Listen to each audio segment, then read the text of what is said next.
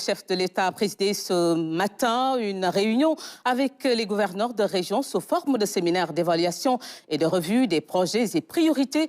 Un dialogue direct qui a permis aux représentants de l'État d'exposer au président de la République les enjeux, défis et contraintes propres aux circonscriptions respectives. Omar Nying. La démarche résulte d'une réalité qui guide l'action publique, une conviction que le chef de l'État intègre dans sa politique. L'État ne se gouverne pas à distance.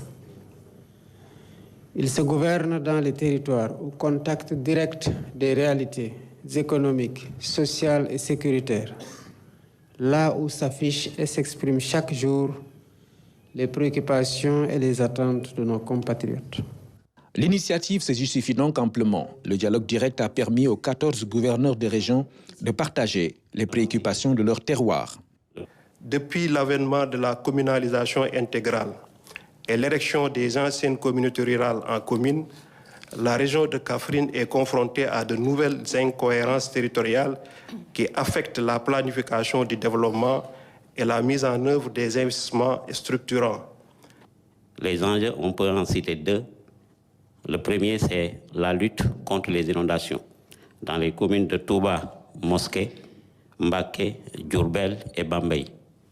Mais il faudrait se féliciter de la réalisation du projet de drainage des eaux pluviales à Touba d'un montant de 15 milliards et qui est lancé récemment, le 26 décembre 2025, par M. le ministre de l'Hydraulique et de l'Assainissement. Les défis actuels en lien avec la montée en puissance du campus de Fatick de l'université Sine Saloum El Hadji Ibrahima Niasse, avec l'évolution importante des effectifs, l'extension démographique et territoriale de la ville et l'implantation de certaines infrastructures recommandent vivement l'implantation d'un groupement mobile d'intervention à Fatick pour épauler le commissariat central et également pour permettre à la gendarmerie de recentrer ses actions dans les zones rurales. Ce qu'on a constaté au niveau de la région de Kaolack, c'est que l'essentiel de l'emploi ou de l'emploi est assuré par le secteur informel, mais par également ce mode de transport des motos Jakarta, parce que la région en compte presque 30 000. Pour Saint-Louis, les défis à relever se présentent comme suit.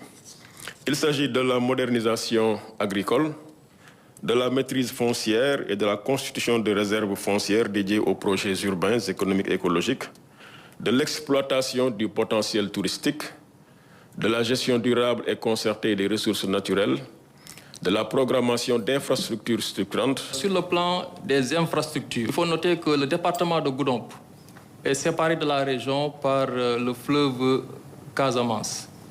Et ce problème constitue vraiment un problème de mobilité pour les populations du département de Goudomp qui demandent la réalisation d'un pont au niveau du fleuve Casamance.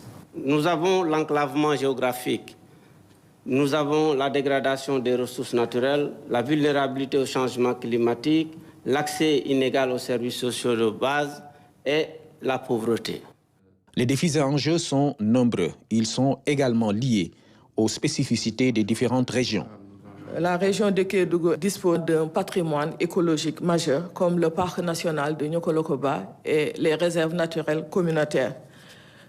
Malheureusement, malgré toutes ces potentialités, c'est une région où la persistance de la pauvreté est réelle. La région de Kolda, c'est une région essentiellement agro-silvopastorale, avec des potentiels certains, mais insuffisamment exploités et valorisés au profit des producteurs et des paysans qui y vivent. Matam est une région qui occupe une place stratégique dans l'espace national en raison de sa position géographique, de son potentiel agropastoral et minier, ainsi que de son rôle dans la stabilité des zones frontalières.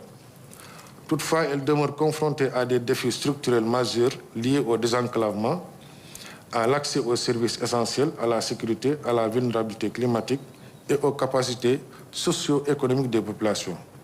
La région de Ziguinchor, c'est une région qui dispose d'un riche potentiel. Toutefois, les contraintes qu'elle rencontre ne lui permettent pas de jouer pleinement son rôle, notamment dans la croissance du pays. Et au titre de ces contraintes, bien évidemment, il y a l'insécurité. Dans ce séminaire présidentiel, il n'y avait pas que des défis et contraintes. Les gouverneurs ont formulé des propositions alignées à la vision Sénégal 2050. La première proposition porte sur la mise en place d'une gouvernance métropolitaine intégrée opérationnelle de Dakar. La deuxième proposition a trait au déploiement d'un programme intégré de structuration urbaine, de mobilité interpôle et de sécurisation durable du cadre de vie. Nous sollicitons la réalisation de Dara modernes à Linguère, Dara, Sakal, Géoul et Darul Mourti. Et aussi la création d'un lycée technique à Louga. Louga ne dispose pas de lycée technique et les élèves sont obligés de fréquenter Saint-Louis ou Thiès. Monsieur le Président de la République, je voudrais vous remercier pour le choix porté pour la région de Thiès dans le cadre de la célébration de la 66e édition de notre fête nationale d'indépendance. Le président de la République a salué l'engagement des gouverneurs des régions dont la mobilisation permettra de prendre des mesures conformes aux attentes des populations.